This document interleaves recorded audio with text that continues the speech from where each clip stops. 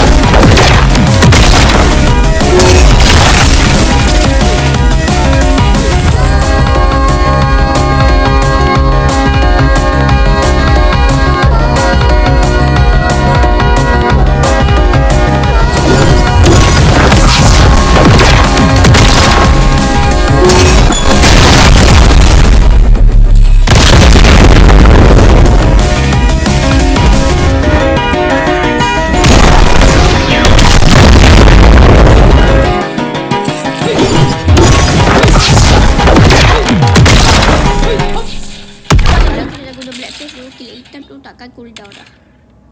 Dan sampai sini sahaja untuk video kita kali ini. Jangan lupa like and subscribe. Dan jangan lupa tengok video lain. Assalamualaikum. Bye bye.